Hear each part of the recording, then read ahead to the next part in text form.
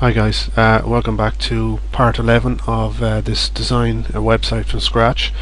There's one or two issues that I kind of want to touch back on because I put out the previous tutorials kind of one after the other. I didn't realize that we would have this issue, or forgot we would have this issue until I restarted Dreamweaver.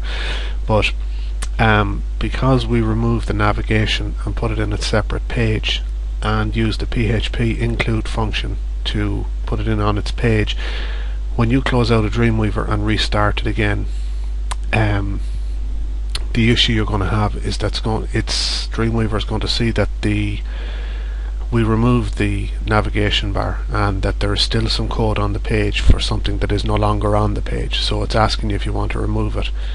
You should always click no. I'm just going to show you on this now. So that's our page, and this little pop-up comes up.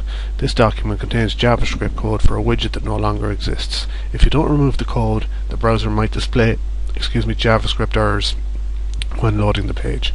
Would you like Dreamweaver to find all instances of this code for you? And as you can see, the widget is the menu bar one. So you click on no. If you do click on yes, what it'll do is it'll remove the shortcuts for the JavaScript, including this one here, which is your spray menu bar JavaScript, and it'll delete the actual script as well from your folder. So that's what we want to avoid. Even though it's no longer on the page, it is actually here because it's been brought in by the PHP include function. So just remember to click no. And just inline to the navigation, what we're going to do is, in this part, we're going to continue on just kind of tidying up the page a little bit before we go any further. And say for the likes of the navigation here, what I want to do is I know the pages that are going to be on this, so we're going to put in the titles of the pages. So what we need to do is, because this is on its own sheet, you can either go into our includes folder, which is here, and open up the navigation or nav.php by double clicking on it, and it'll bring it up. Or we'll close that down. On your index page, any files that are attached will show up along the top of the window here. As you can see, our slideshow JavaScript, our spray menu bar JavaScript, our style sheet, and our spray menu bar horizontal CSS, and our nav PHP are all attached or connected to this page, be it in the head section or by the PHP includes. So what you can do is you can actually click on those and it'll bring up the page without having to open it down in the navigation, the file pane down here on the right hand side. So what we're going to do in here is, as I said, I know the pages that we're going to be using, the names of the pages, so we have to change them here. Now we can no longer go back in and change them using the little blue bar here, because nothing will happen, because it's externally placed. We can't manipulate them anymore there. So what we have to do is we actually have to go in here and change them. So I'm just changing the titles of them for the time being.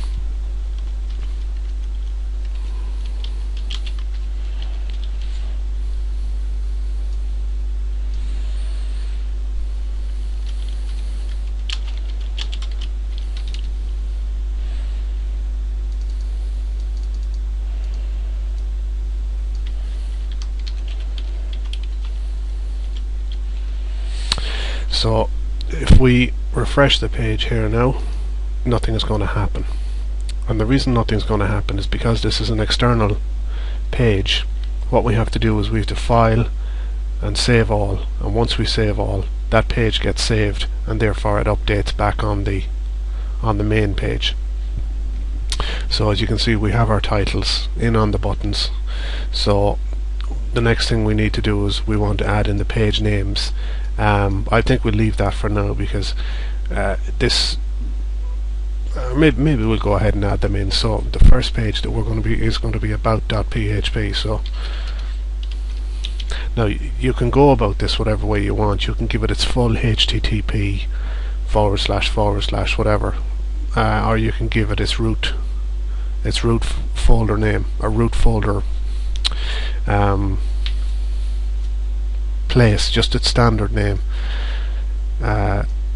This is kind of the way I do it, unless I'm using page anchors, and then I name them directly, but that's something that's we're not going to broach in this tutorial. But I generally just give them their generic names because they're going to be placed in our root folder. So so the next page then is going to be just driving range, and as I said before, the Linux servers generally have problems with spaces, so anything that I'm giving a name to that has a space, I always put an underscore in it, and the same will apply here.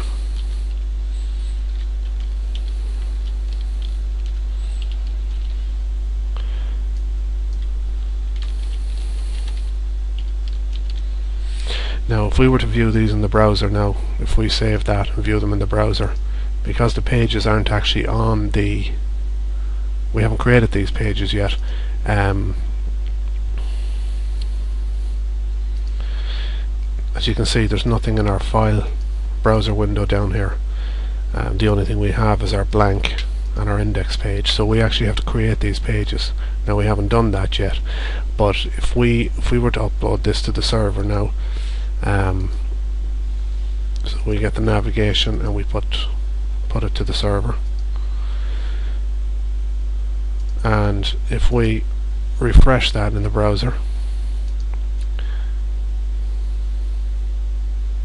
you'll see the page names have changed, but if we were to click on them, there's nothing there.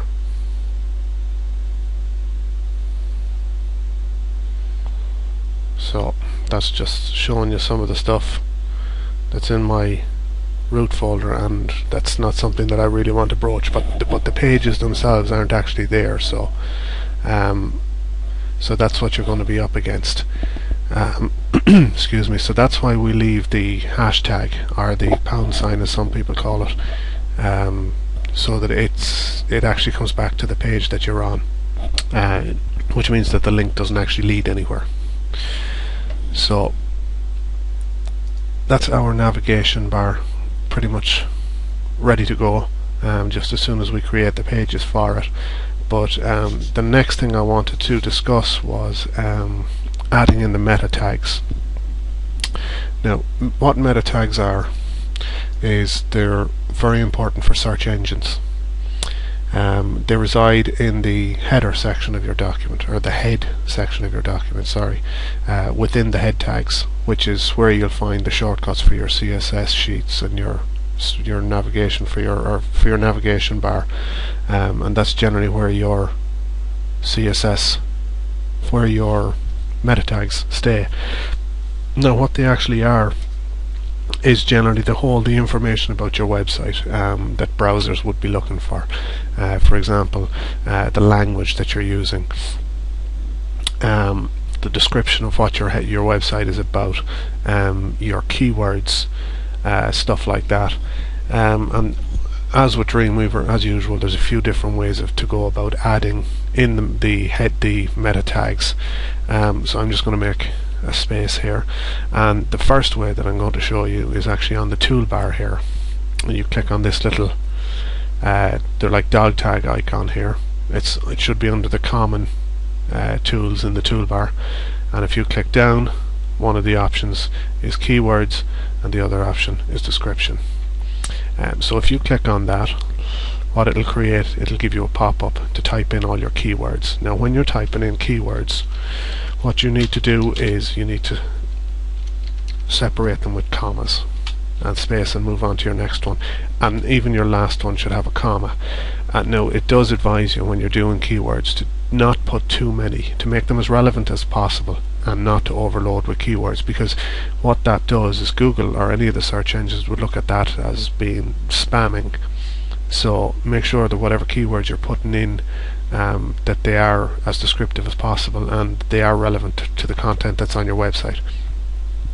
Now, there isn't as much priority put on keywords as there used to be by Google. You'd have better success with your description. It's a more important way, because if your description in your description is what appears on the description on Google when you do a search.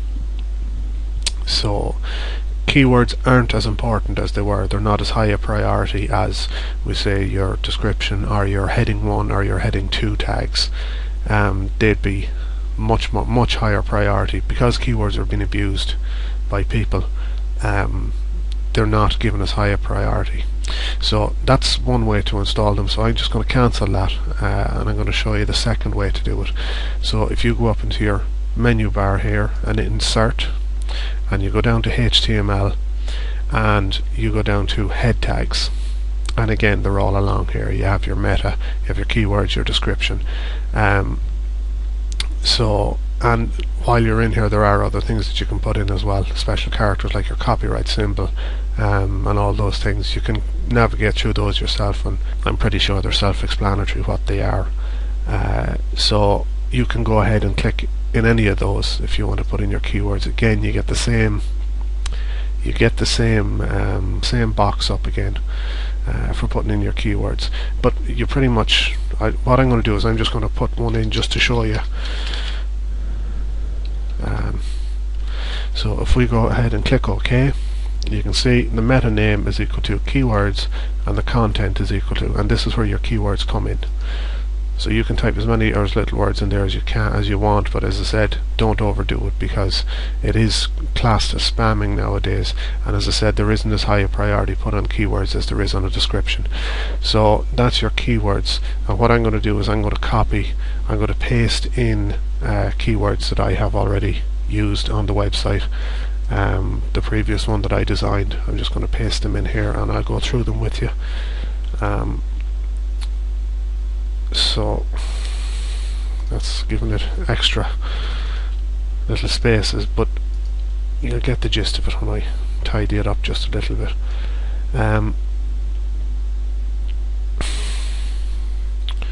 Okay, so we'll start up here. So this is meta name. Now there's a few different things you can have for meta name, and that's one of the things that you'll see here if you go into the insert HTML, and you'll just see the standard meta. That's what that is. And there's a few different things that this will come under. Say for example, meta name for the author, which is Sligo Web Solutions, which is my company.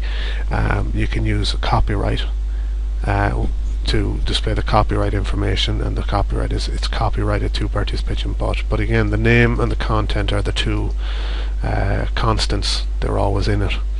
And the next one then is the meta name description. So it's going to target a global audience, or distribution I should say. It's going to target a global audience. The next one then is robots. Now this one needs a little bit of explanation. What it is any search engines that search the web for sites use robots to search, and what you're doing here is you're telling the robots when they do come to your page that they're to check all the content of your website and not just the main page. So what you can do here is, if you just want the main page done, you type in index, but in this case we want the robots to index all the pages. The next one then is the rating. If it was an adult site, you obviously would have some kind of an adult rating here. I've never done a website like that, so I wouldn't even think about going down that route, but the content is a general audience, it's not for a mature audience or anything. And the next one then is the content language, and it's set to English. Now the next one then is our keywords. So as you can see here, we've put in about maybe 25 keywords to try and cover everything that's kind of relevant to the business that's that this website is for. So, and again then the next thing is the description. Now again, this should really be curtailed at about 25 to 30 words, and be as descriptive as possible, because if you do a search for Bertie's Pitch and Putt, this is what's going to show up in Google when you do the search as the content. So it's quite important that you want to grab the browser's attention with as descriptive a line as descriptive a description as possible. So that is quite important. So that's the meta tags done. The next thing we're going to look at is we're going to look at the favicon. Now the favicon, as you can see, is a little icon that appears up here. It's a little picture. Now this is showing my favicon for my page at this stage, because this is basically done on a sub as a subdomain of my website. But what we can actually do, and I have a couple of shortcuts here for this, is this website here. It's favicon.htmlkit.com, and this is really good, because what you can do is you can make an image. Now it should really be square, and what you can do is you can upload it to this site to generate a favicon. So I'm just going to take you to the process. So if I choose the file, and what it'll do is it'll go to the website, to a folder, and I go into I'm going to get it from this folder here. Now as you can see, this is a square image. This is in the previous folder for the website that I did before. So what I'm going to do is I'm just going to upload this image here. It's a logo.png. It's a square image, and it's exactly the same dimensions in height as it is in width. So if we click on open, and then you click on generate favicon, and it can take a minute, it'll take a couple of seconds to come through, because it's actually processing the image. And as you can see here, it's generated the image for us. Now there's a couple of different images contained in the zip file when you download it. You have the standard favicon image, and then you have the animated icon. The animated icon rotates. Now it only works in Firefox. It doesn't work in Google Chrome, and it doesn't work in Internet Explorer, but I always put them in anyways, because some people like them, and you know, it works for, as I said, for Firefox. So the next thing you want to do is you want to download your favicon package, and that's the link there, and it'll download to your downloads folder wherever you may have that. So what we want to do is you want to open that. It'll be a RAR file, and as you can see, you have the animated favicon, and you have the standard favicon image, and then you have a readme text as well, which contains the shortcut information that you paste into the head of your document. So what we need to do with those is we need to paste those into our main document root, which is this one here. Yes, so you want to put this into the root folder of your site. So we select the three of those. You can do that by holding Control. That allows you to select multiple images, and just drag three files into our folder, and we can close out of that RAR. Then that's that done. Now what we want to do next is we want to open up the readme text. It's opened up on my other screen, so I'll just pull it over here for you to see. Now this is just basically telling you what to do and how to upload your images, but the important bit that we want to see is this bit here, and this is the code that you paste into the head section of your document, which allows the favicon to be displayed. So what it's telling you is it's a link, and it's a shortcut icon. So that's what that is, and the href is favicon.ico, and it's in your root folder. If it was in your images folder, what you would do is we would go underscore images / because our images folder is called underscore images. So but that we don't need to do that, because ours it's in our root directory, so we're going to leave it at that. So we copy those, and we go to our document, and what I usually do with them is underneath the last of the links for our sprite menu bar, we paste them in there, and just tidy it up just a little bit. So if we save that, save all, now we can go back into our document here, and just the readme text, or sorry, our document root, and the readme text, just delete it, because we don't need it anymore. It's only just going to take up space on our server. So if we refresh our little file down here, you'll see your favicon and your animated favicon are there. So what we do is we'll upload those two and our index.php to the server by clicking that. And if we go to, it may not work now on this because it can take a little while to show up, but as you can see, it has shown up already, the little Bertie's Pitch and Putt logo, which is the one that you see here against a white background. So that's pretty much the favicon sorted. And you can see it puts the two links in here. You have your favicon.ico and your animated favicon. And I'm not sure if this will actually show up in I'm not sure if it'll show up in Firefox, but I'm just going to check now and see. We'll open up a window over here and